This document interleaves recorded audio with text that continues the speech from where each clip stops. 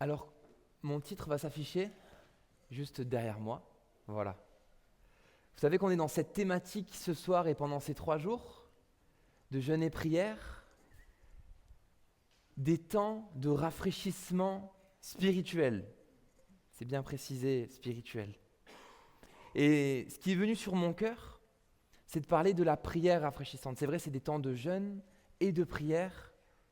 Et moi, je crois que le Seigneur, au travers de nos prières, au travers du fait qu'on s'adresse à lui, rafraîchit nos cœurs. Amen. C'est une vérité et on va étudier, on va analyser un petit peu un texte ce soir ensemble. Un texte que sûrement vous connaissez, mais combien il est bon de se le rappeler, de nous le rappeler à notre cœur. Dans la première lettre aux Thessaloniciens, au chapitre 5, on va regarder ça tout à l'heure. Des temps de rafraîchissement. Quand j'ai vu cette thématique que Nathanaël nous a communiquée, cette thématique, dire voilà, on va partir pendant ce jeûne et prière là, on a besoin d'être rafraîchi par le Seigneur, c'est vrai. L'été arrive là, hein. Bon, on n'a pas eu encore trop la météo estivale pour l'instant, mais pendant les temps d'été, il y a des temps de chaleur. Et alors, moi j'aime bien la chaleur, vraiment. J'aime quand il fait chaud, mais j'aime encore plus la chaleur quand j'ai un moyen de la faire redescendre. C'est vrai ou pas? Quand il fait chaud, que le soleil tape, si on sait qu'à côté, on a une petite piscine ou un petit bord de mer, une clim, ou juste l'ombre d'un pin, ou alors un petit air frais, on aime bien. C'est vrai. La chaleur, ça peut être accablant, ça peut être oppressant si elle n'est pas contenue, maîtrisée par quelque chose qui nous rafraîchit. Ça, c'est pour notre corps, c'est vrai. Et le jeûne, ça aide pas du tout à rafraîchir notre corps. On est d'accord? Non? Le jeûne, ça aide pas à rafraîchir notre corps, au contraire. Mais pourtant, il a un effet rafraîchissant spirituellement. Pas le fait de ne pas manger. C'est vrai, le jeûne, c'est pas une grève de la faim pour dire Seigneur, voilà, je jeûne jusqu'à ce que j'obtienne une réponse à ma prière. C'est pas ça. Jésus, il n'est pas venu mourir à la croix pour nous, simplement pour pouvoir exaucer nos prières. Il pouvait déjà le faire, il est tout puissant. Mais là où Jésus est venu agir par son sacrifice à la croix, c'est sur notre proximité avec lui. Parce que notre péché nous séparait de lui, nous empêchait d'accéder à sa présence. Et le jeûne, associé à la prière bien sûr, sinon ça s'appelle un régime, c'est mettre de côté mes besoins, mettre de côté mes désirs, mettre de côté mes envies pour prier, pour rechercher Dieu, pour rechercher sa présence, parce que nous savons qu'elle est bonne pour nous. Et ce que ça produit, c'est qu'alors que on affaiblit notre chair, on affaiblit notre nous charnel, pécheur, le Saint-Esprit prend plus de place. Il vient agir, il vient nous travailler, il vient nous faire grandir. Et ce que ça produit, c'est que notre prière devient plus efficace. Et quand on en ressort, je ne sais pas vous, mais quand on ressort d'un jeûne et prière, peut-être que physiquement on est fatigué, peut-être que physiquement on le sent, il y a comme notre corps qui nous réclame quelque chose qu'on a l'habitude d'avoir, qu'on n'a pas forcément. On en reparle aussi jeudi soir. Mais notre cœur, combien il est béni, combien il en sort grandi, combien Dieu nous parle au travers de ces moments. Des pensées, des paroles viennent sur notre cœur et ça nous fait du bien. Parce que c'est dans sa présence que son esprit rafraîchit nos cœurs.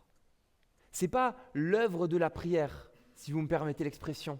Ce n'est pas le fait de prier pour prier. Mais c'est la prière sincère qui dit Seigneur, moi je veux un contact avec toi, je veux une proximité avec toi. Je veux sentir ta présence, je veux un dialogue avec toi. Je ne veux pas seulement t'exposer mes besoins, je ne veux pas seulement t'exposer ce que j'ai envie de t'exposer, mais je veux une relation de cœur à cœur avec toi. L'apôtre Jacques le dit dans son épître qu'il y a une mauvaise manière de prier. Il dit, vous n'obtenez pas de réponse à vos prières parce que vous demandez mal. Vous demandez selon vos désirs charnels. Mais alors que on laisse le Saint-Esprit venir travailler notre cœur, on laisse Dieu venir travailler notre cœur dans ces moments où on s'abandonne et on dit « Seigneur, non pas ma volonté mais la tienne », alors notre pensée commence à changer. Et là, notre prière devient plus efficace, non pas parce que Dieu voit « Oh, il a jeûné, c'est courageux, allez hop, je l'exauce », mais parce que notre manière de penser est façonnée par le Saint-Esprit. Et ça, je crois que c'est le vrai rafraîchissement spirituel. Je crois que lorsque notre volonté est alignée avec celle de Dieu, c'est là qu'on est libre. C'est là qu'on a la joie, c'est là qu'on a la paix. Parce qu'on sait qu'il est avec nous. Parce qu'il nous rassure par son amour, qu'il nous rassure par sa présence. Et d'ailleurs, des temps de rafraîchissement, c'est biblique. Dans Actes au chapitre 3, au verset 19, l'apôtre Pierre, dans une prédication, alors qu'il venait de guérir un homme, le Seigneur a guéri un homme au travers de Pierre. Si on peut afficher le verset, s'il te plaît. Et alors, je crois qu'il y a le prochain aussi. Repentez-vous donc, convertissez-vous pour que vos péchés soient effacés. Et versez fin afin que des temps de rafraîchissement viennent de la part du Seigneur. Qu'il envoie celui qui vous a été destiné, Jésus-Christ. Repentez-vous, convertissez-vous. La repentance, demandez pardon pour notre péché. Convertissez-vous, choisir de changer de manière de vivre pour suivre Jésus. Et alors, des temps de rafraîchissement de la part du Seigneur viendront. Quand Pierre dit ça à ces personnes qui ne connaissent pas encore, qui n'ont pas encore cette révélation de qui est Jésus, il leur dit, mais reconnaissez que vous avez besoin de lui, reconnaissez que vous avez besoin de lui demander pardon, et vous allez voir comme vos cœurs vont être rafraîchis. La chaleur pour notre corps, c'est une information. On a vu un petit peu des choses agréables qui rafraîchissent notre corps l'été quand il y en a besoin, mais aussi quand notre cœur a chaud, quand notre corps transpire, quand on sent le soleil sur notre peau. C'est aussi une manière que notre cœur a de nous envoyer cette information. Attention, tu te déshydrates. Attention, ta peau chauffe trop, tu risques le coup de soleil, tu risques l'insolation. Et de la même manière, spirituellement, sans la présence de Dieu pour venir rafraîchir mon cœur, alors je risque la surchauffe dans mon cœur.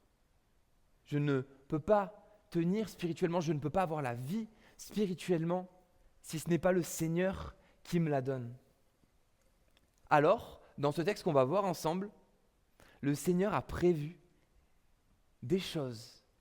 Il nous a expliqué, il nous révèle des choses au travers de sa parole pour être rafraîchi de la manière la plus régulière possible. Pour être dans sa présence, pour être en paix, pour être en communion avec lui de la manière la plus régulière possible. Un jour, j'ai fait une randonnée. Jérémy commence à rigoler. C'est pas que j'aime beaucoup les randonnées, mais des fois, ça m'est arrivé d'en faire. Voilà.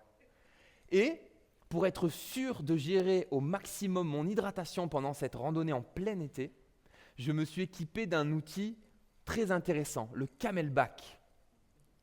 Vous savez, le sac à dos avec l'eau dedans, il y a le tuyau, on n'a même pas besoin d'ouvrir le sac, de prendre la bouteille d'eau, on a juste à boire. Et alors c'est super, sauf qu'on a marché pendant 6 heures et qu'en 20 minutes, j'avais bu 2 litres d'eau. Parce qu'il faut savoir s'en servir. Pendant les 2 premiers kilomètres, j'étais super hydraté. Mais la bonne nouvelle, c'est que spirituellement, le Camelback du Seigneur, il a toujours de l'eau. Amen. On peut boire, venir à la source et boire, il nous hydrate toujours. Il n'est jamais à court d'eau. Pas comme moi qui n'a pas su gérer sur ma randonnée, qui a dû prendre de l'eau après à d'autres personnes. Je crois que à cette image, le Seigneur nous demande, on aspire à avoir cette régularité en lui, que notre cœur soit toujours alimenté par son esprit. C'est vrai, des fois on tombe. C'est vrai, des fois on pêche. C'est vrai, des fois on chute. Mais qu'on puisse faire cette prière, Seigneur, que la prochaine fois, je me relève encore plus vite que cette fois-ci. Que je puisse me relever de plus en plus vite pour être le plus possible auprès de toi. Afin que nous soyons un peuple, une église, selon le cœur de Dieu. Alors on va voir que Paul, dans sa première lettre aux Thessaloniciens, nous apporte cette expression qui nous parle de la continuité de la prière et de ce que ça nous apporte dans la vie. Donc on va lire ce passage que peut-être vous avez reconnu pour certains, 1 Thessaloniciens 5, du verset 16 au verset 24. Soyez toujours joyeux. Verset 17, priez sans cesse. Amen. Verset 18, exprimez votre reconnaissance à... je vais le lire avec vous, comme ça on aura la même version. Rendez grâce en toutes choses, car c'est à votre égard la volonté de Dieu en Jésus-Christ. N'éteignez pas l'esprit. Ne méprisez pas les prophéties. Mais examinez toutes choses, retenez ce qui est bon. Abstenez-vous de toute espèce de mal.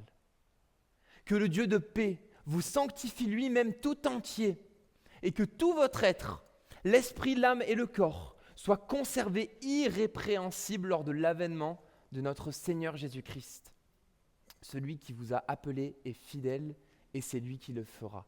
Amen. Notre Dieu est fidèle. Priez sans cesse. Ça ne veut pas dire prier H24, 24 heures sur 24, les yeux fermés en train de parler. Mais bien sûr, ça nous parle de cette communion, de cette proximité. Peut-être que vous le vivez aussi dans votre journée, vous êtes au volant, vous êtes au travail, vous êtes en train de faire les courses ou peu importe et vous parlez à Dieu. Et Dieu peut vous parler. Si on l'écoute, si on tend l'oreille, Dieu peut nous communiquer aussi des choses. Dieu peut nous rassurer, peut nous mettre une parole dans notre cœur. C'est ça, prier sans cesse. Des fois, c'est plus facile, plus difficile que d'autres. Mais on va regarder que Paul, lorsqu'il parle de ça, il nous donne des clés, il nous donne des astuces. Ici, dans cette dernière partie de cette lettre, Paul donne des conseils pratiques aux Thessaloniciens, sûrement selon les besoins qu'il aura à cœur de lui donner ou les besoins qu'on lui a fait remonter de cette église. Et il nous explique comment. Premièrement, exprimez votre reconnaissance. C'est le verset 18. Rendez grâce en toutes choses, car c'est à votre égard la volonté de Dieu en Jésus-Christ. Qui veut connaître la volonté de Dieu pour sa vie ici ? Ben voilà, vous l'avez. Rendez grâce en toutes choses. C'est la volonté de Dieu pour nous en Jésus-Christ. Le louer, lui rendre grâce, lui dire merci. Vous savez, il y a cette expression qu'on dit des fois avant de manger. Rendre grâce pour le repas, dire merci à Dieu pour le repas. Je préfère cette expression que quand on dit on fait la prière. Bon, il n'y a pas de souci si vous dites ça voilà, aux enfants et tout ça, si on dit ça, c'est vrai. Hein. Mais c'est vrai que quand on rend grâce, on dit merci. Et quand on dit on fait la prière, j'ai un peu cette impression qu'on fait une prière. Mais en fait, en réalité, on doit être en prière sans cesse. On doit prier tout le temps et on doit rendre grâce à Dieu pour notre repas. Malgré l'épreuve, en toutes circonstances, le louer, lui dire merci. Peut-être que ce soir, c'est pas facile pour certains d'entendre ces paroles. Peut-être que pour certains, ce soir, c'est pas facile de louer Dieu. Parce que lorsqu'on traverse des épreuves, lorsque notre tête est tout en nuagé, à travers des problèmes, à travers des préoccupations, peut-être une préoccupation qui prend particulièrement notre tête, c'est compliqué de faire le vide et d'accepter de dire « Mais Seigneur, merci parce que tu restes au contrôle de ma vie. Merci parce que tu restes au contrôle et je veux te faire confiance, je continue de te dire merci. Je sais que toute chose concourt à mon bien parce que je t'aime.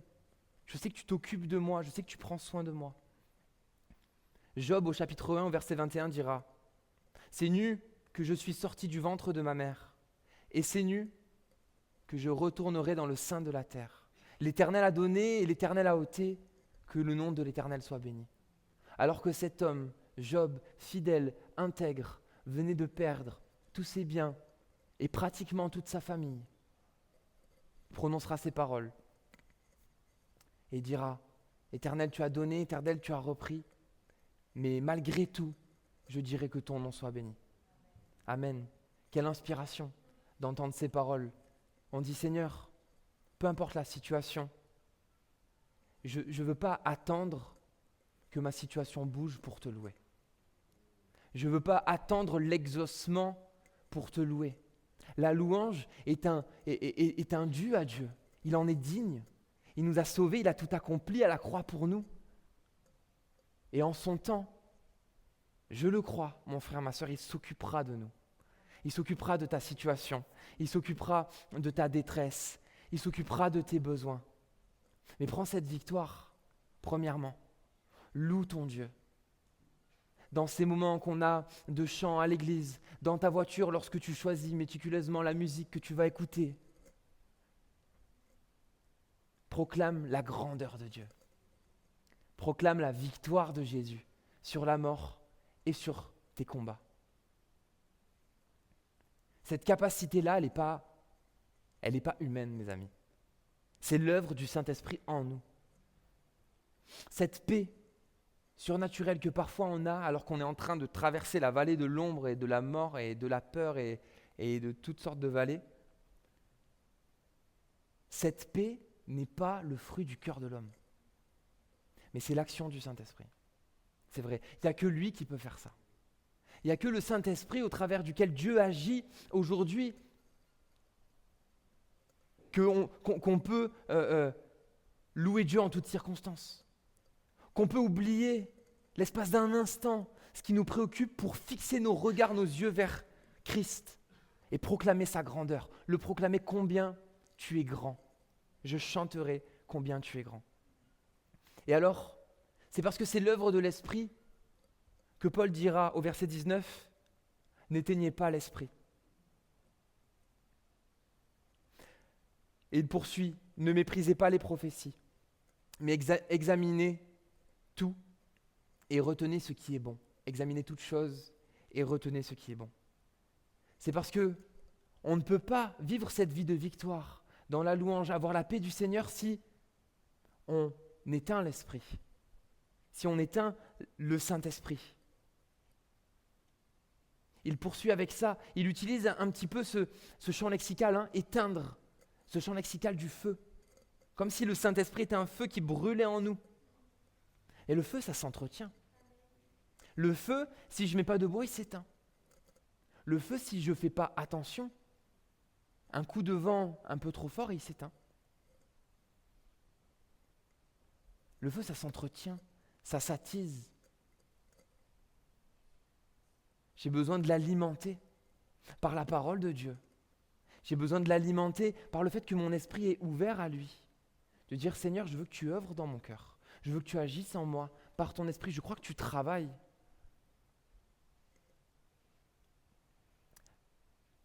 On n'a pas pour vocation, à l'image du feu, le feu c'est très utile, c'est très bien, mais pour autant on peut faire n'importe quoi avec, on peut allumer des incendies, on peut faire des choses vraiment pas bien. De la même manière, ça ne veut pas dire qu'il faut tomber dans l'autre extrême et ne voir plus que ça, et ne voir plus que des choses surnaturelles. Mais je crois que si on suit, qu'on respecte la parole de Dieu dans les instructions, dans ce qu'elle nous dit, dans les textes qui en parlent, dans l'épître aux Corinthiens, dans l'épître aux Galates, dans l'épître aux Éphésiens, dans les Actes, on voit, le Seigneur nous montre quel équilibre à avoir pour ne pas l'éteindre. Au travers des siècles, combien on a vu des générations qui ont éteint le Saint-Esprit, qui ne vivaient plus le baptême du Saint-Esprit, qui ne vivaient plus les dons de l'Esprit, qui ne vivaient plus les parler en langue, qui ne vivaient plus les ministères dons, tels que la parole le rapporte réellement. Parce que c'est si facile, des fois, de juste se fier à ce qu'on voit.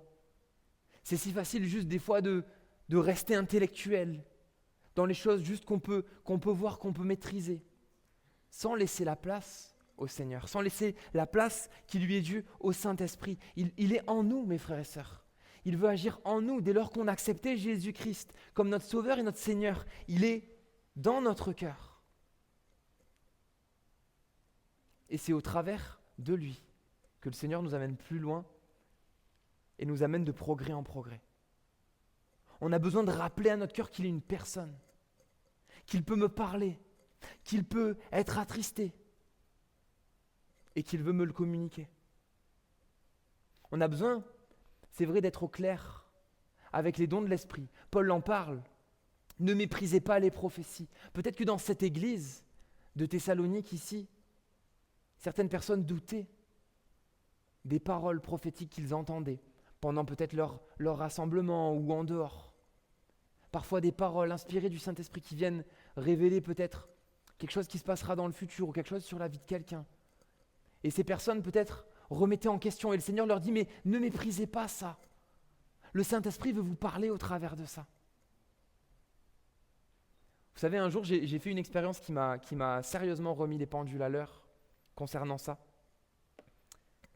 Un jour, dans l'église, il y a eu un don spirituel qui était très précis et qui disait à une personne « Tu as une lettre dans ta poche, mais le Seigneur est avec toi, et ainsi de suite. » Mais sur cet élément précis, une lettre dans une poche.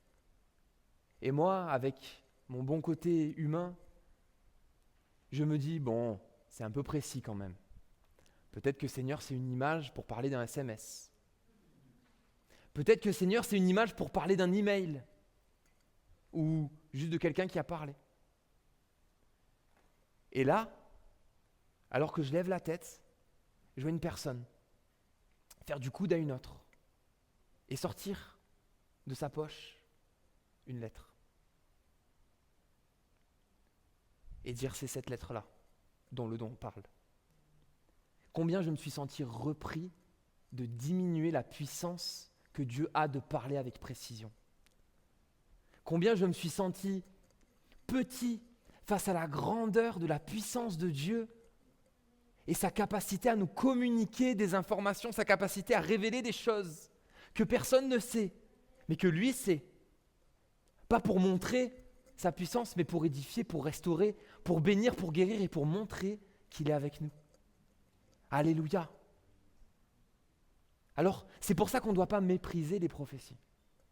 On doit les écouter, les examiner. Et aussi avant de les donner, lorsqu'on les reçoit.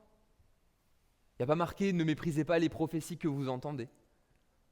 Mais aussi celles qu'on pense avoir reçues des fois.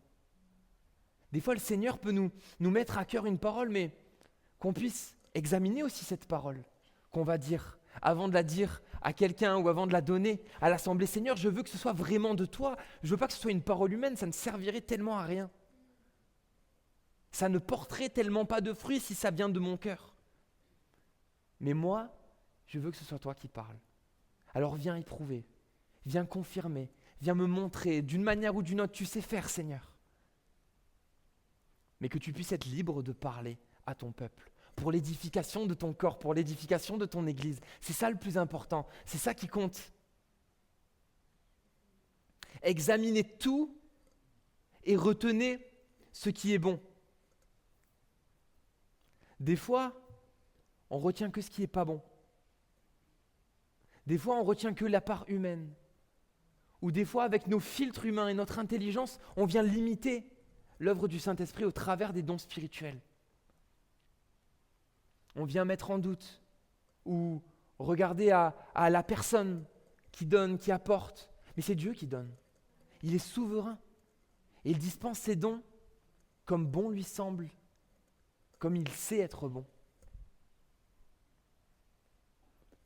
Quand on mange du poisson, mes frères et sœurs, on enlève les arêtes et on les met de côté et on se régale avec la chair du poisson. Spirituellement, on a besoin d'avoir cette sagesse et ce discernement de garder ce qui est bon. Parce que des côtés humains, il y en aura, oui, c'est le choix que Dieu a fait de nous parler au travers des hommes. Sinon, il nous parlerait d'une voix audible qu'on entendrait dans nos têtes tous ensemble, comme il a parlé lorsque Jésus s'est fait baptiser, comme il a parlé à Saul de Tarse. Il le ferait tout le temps s'il voulait.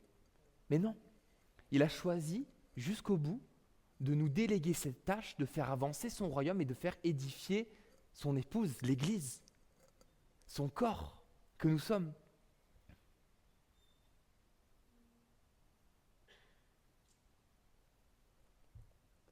Quand je mange du poisson, si je me concentre et que je dis « Oh là là, là il y avait vraiment beaucoup d'arêtes, je ne mange plus jamais de poisson de ma vie », je passe à côté de quelque chose. Ou alors peut-être je mangerai que des poissons panés. Alors que le Seigneur a tellement pour nous. Alors qu'il y a des poissons qui sont tellement bons et que le Seigneur a tellement, lorsqu'on sait décortiquer et qu'on sait trier l'humain, le spirituel et qu'on sait garder le meilleur et le serrer contre notre cœur, le Seigneur a tellement pour nous, je le crois. Si j'ouvre mon cœur au Saint-Esprit dans une dimension de prière, alors je vais être réellement rafraîchi. Je vais être réellement béni. Mon cœur dans la prière va être réellement renouvelé, va être réellement ressourcé, béni. Je verrai des exaucements à ma prière, ce qui m'encouragera, ce qui me rafraîchira et qui m'amènera à prier plus. Amen. C'est ça qu'on veut, Seigneur. Et troisièmement, abstenez-vous de toutes sortes de mal, de toute espèce de mal, de toute forme de mal, certaines versions disent. Parce que par le Saint-Esprit, le Seigneur nous amène à reconnaître le bien du mal et de nous en détourner. Pour les prophéties, mais aussi pour le péché, mais aussi pour nos choix, mais aussi pour ce qui est bon pour nous. C'est le Saint-Esprit en nous qui est celui qui nous montre, au travers de la parole, au travers des fois d'une situation qui m'arrive, qui n'est pas du tout écrite dans la parole. Des fois ça arrive, on est en 2025, il n'y a pas toutes nos situations qui sont listées, évidemment. Mais le Saint-Esprit veut nous faire grandir et nous amener à avoir du discernement spirituel et à savoir reconnaître ce qui est bon du mal et de nous détourner du mal.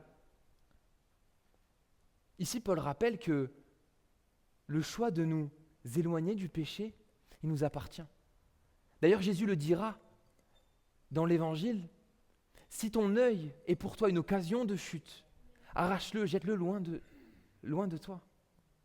Il vaut mieux pour toi rentrer au ciel avec un œil en moins que tes 2 yeux dans la géhenne. » On rigole pas avec le péché, c'est vrai. Le péché est plus fort que nous, c'est notre nature. Jésus l'a vaincu, alléluia, en lui on est vainqueur. Mais si c'est pas l'esprit qui m'aide à le combattre, alors j'y arriverai pas. Si je commence à jouer avec un petit peu, alors je risque de me faire dévorer. Toute forme de mal, tout ce qui peut, littéralement, c'est tout ce qui peut ressembler au mal. Tout ce qui ressemble à un péché. Ne laissons aucune occasion au péché de venir nous éloigner de Dieu. Lorsque je bricole avec mon père, bien souvent, lorsque on a des mesures à prendre, des fils à couper par exemple, il me dit vas-y, prends large, coupe large. Comme ça on est sûr, après on a du mou, si on veut on réajuste, mais voyons large. Et nous, pour nos péchés, Seigneur, c'est vrai, on ne veut pas chercher tout le temps la limite. Oui, mais là, ça, c'est un péché, mais si je le fais plutôt comme ça, là, ça passe. Ça, c'est jouer des fois avec une situation. Si je sais que, pour moi, l'alcool est une occasion de chute, alors il y aura certaines situations d'apéro avec peut-être certaines personnes que je devrais éviter. Si pour moi, la convoitise est une occasion de chute, alors je vais éviter de faire tous les concessionnaires de voitures pour les regarder juste. Si pour moi, les pensées adultères sont une occasion de chute, alors il vaut mieux que je ne m'abonne pas à certains comptes sur les réseaux sociaux, carrément. Même en pensée, le Seigneur nous amène à veiller. Parce qu'une pensée de semer, c'est une graine de péché plantée. Et ça, si ce n'est pas le Saint-Esprit qui vient nous parler, nous montrer, nous donner la force, Seigneur, on n'en est pas capable. Et on veut pouvoir le faire ensemble. Le Seigneur a prévu toutes ces choses pour que nous soyons toujours frais en lui. Et si on voit, il y a une progression logique dans le déroulé du texte. Si on peut le remettre, Élodie, s'il te plaît. Soyez toujours toujours sans cesse, cette notion de prier tout le temps, en toutes conditions, d'écouter Dieu, de parler à Dieu dans toutes conditions. Rendez grâce en toutes choses. Rendre grâce à Dieu. Ensuite, n'éteignez pas l'esprit. Ne méprisez pas les prophéties. Examinez toutes choses, retenez ce qui est bon. Abstenez-vous de toute espèce de mal. Que le Dieu de paix vous sanctifie lui-même tout entier, et que tout votre être, l'esprit, l'âme et le corps soient conservés irrépréhensibles lors de l'avènement de notre Seigneur Jésus-Christ. Celui qui vous a appelé est fidèle et c'est lui qui le fera. On voit qu'il y a cette progression. Si je donne mon cœur à Dieu, si je le choisis comme étant mon sauveur, mon Seigneur, à diriger ma vie, c'est parce que j'ai compris qu'il m'a aimé tellement qu'il a tout donné pour moi. Alors, je peux le louer. Alors, j'ai des victoires à remporter dans la louange. Alors que je vais l'adorer en esprit, en vérité, le Saint-Esprit travaillera mon cœur, commencera à le façonner. Et alors que je vais lui laisser plus de place, il va commencer à changer mon caractère, il va commencer à changer mes mauvaises habitudes, il va commencer à me détourner du mal, du péché. Il va me baptiser du Saint-Esprit. Il va me revêtir des armes de l'Esprit pour tenir ferme dans l'adversité. Et alors, revêtu du Saint-Esprit, le mal, toute espèce de mal n'aura plus sa place dans ma vie. Alléluia. Plus rien ne pourra me séparer de sa présence. Et alors, je serai tout le temps rafraîchi. Plus facile à dire qu'à faire, hein. En tout cas, on a le programme. Seigneur, on a tellement besoin de toi. C'est vrai ou pas? On a tellement besoin de lui pour vivre ça. Il nous a laissé, au travers de sa parole, des pistes, des clés pour avancer, pour être dans sa présence. Seigneur, maintenant, viens à notre secours parce que seul, on n'y arrivera pas. Seul, on n'y arrivera pas. Que le Dieu de paix vous sanctifie lui-même tout entier. Que tout votre être, l'esprit, l'âme et le corps soient conservés irrépréhensibles lors de l'avènement de notre Seigneur Jésus-Christ. On a envie d'être prêt pour le jour où le Seigneur va venir nous chercher. On a envie d'être prêt. Est-ce qu'on a envie d'être prêt, mes frères et sœurs? Pour que quand le Seigneur vienne, on soit rafraîchi spirituellement, on soit frais. Mais c'est vrai que c'est pas facile. Et moi je le crois, pendant ces moments de jeûne et prière, le Seigneur veut nous rafraîchir. Le Seigneur veut peut-être agir dans un de ces 3 domaines qu'on a vus ensemble. Peut-être tu te sens bloqué dans la louange, dans l'adoration. Tu n'arrives pas à vivre des temps où tu rends grâce à Dieu par tes problèmes ou par une raison quelconque peut-être. Dieu veut agir dans ce domaine-là dans ta vie ce soir. Peut-être tu doutes des dons spirituels, tu doutes du baptême du Saint-Esprit. Ton cœur se ferme en quelque sorte à cette personne de la Trinité que la parole nous révèle. Mais le Seigneur veut te dire qu'à sa manière, il peut t'aider. Peut-être que tu luttes face au mal, face à toute espèce de mal, toute forme de mal, face au péché, à la tentation. Et le Seigneur veut venir à ton secours pour cette situation. Si la louange, vous pouvez revenir, s'il vous plaît.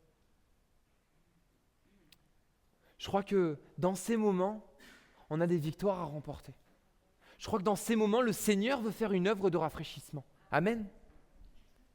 Le but, c'est pas qu'on mette les clims à fond et qu'on ait froid. Le but, c'est que le Saint-Esprit vienne rafraîchir nos cœurs et qu'on ressorte vivifié. L'eau fraîche, ça vivifie, ça nous réveille, ça nous rend tonique, ça nous tonifie. Il y a même des personnes qui font des bains d'eau froide. Hein, Fabien ? Fabien, qui est là, il fait des bains d'eau froide. À Gap, quand on a fait le camp d'église, il est allé dans le torrent, dans la rivière. Le matin, il est allé prendre un bain d'eau fraîche. Et ça l'a réveillé. Quel courage, hein. Moi, Seigneur, rafraîchis mon cœur, mais ça, je ne sais pas si je serais capable de le faire. Mais je crois que le Seigneur veut le faire dans notre vie. Alléluia. Rafraîchir dans ces domaines, parce qu'on veut être continuellement alimenté, abreuvé, rafraîchi, continuellement. Une terre, un cœur, meuble, façonnable, pour Dieu. Lui sait ce qui est bon pour nous. Lui a les paroles de la vie éternelle. Alors je vais vous inviter, on va se recueillir, on va fermer les yeux. On va respecter ce moment. Pour les personnes qui sont peut-être là et qui ont besoin d'être rafraîchies dans ces domaines-là. Et alors peut-être que tu as un de ces domaines qui a résonné dans ton cœur. Tu dis, c'est vrai Seigneur, j'ai tellement besoin que tu viennes agir dans ce domaine-là de ma vie. Parce que mon désir, c'est d'être connecté avec toi. Parce que je veux que de ma vie découle un fruit, que ma vie soit alimentée par ton esprit, que ma vie de prière soit une prière continue. Pas de multiples petites paroles consécutives qui te sont adressées. Mais je veux te parler le cœur ouvert et je veux avoir un cœur ouvert à ce que tu me parles. Alors si il y a un de ces domaines peut-être qui t'a interpellé, je t'invite à lever ta main à ta place. Pas pour moi, pas pour dire que tu l'as fait, mais comme un pas de foi. Comme un pas que tu fais vers le Seigneur pour dire Seigneur, j'ai besoin de toi. Je le sens, je le sais, j'ai besoin d'être rafraîchi spirituellement, j'ai besoin d'être renouvelé, j'ai besoin de vivre une dimension supplémentaire, une dimension nouvelle, que tu viennes travailler toutes ces choses, tous ces combats, toutes ces luttes qui sont au-dedans de moi et que tu viennes agir, me donner ta paix, que tu viennes me rafraîchir, que tu viennes bénir. Alléluia. Je le crois, le Seigneur le fait maintenant. Lorsqu'on se place devant lui, lorsqu'on s'en remet à lui, lorsqu'on s'abandonne à lui, il agit. Il agit puissamment. Et alors qu'on va prendre ces chants, je nous invite à rester dans cet esprit de prière dans lequel on veut réellement que le Seigneur vienne faire une action, dans lequel on veut réellement que le Saint-Esprit vienne faire une œuvre. Et alors que tu as levé ta main, là où tu es, je vais t'inviter à venir devant. Je vais t'inviter à venir et avec les pasteurs, on va se tenir là, on va prier pour toi. Dieu est le Dieu qui répond aux besoins. Et on veut lui déposer à ses pieds nos besoins d'être rafraîchis, renouvelés, bénis. On a besoin de lui spirituellement. Alors viens, toi qui as levé ta main, toi qui as éprouvé ce besoin, si tu le souhaites, on peut prier pour toi et le Seigneur va faire une œuvre, je le crois, de renouveau dans ton cœur, parce que son esprit n'a pas fini d'agir. Parce que son esprit n'a pas terminé avec toi les promesses qu'il a en réserve pour toi. Il veut agir.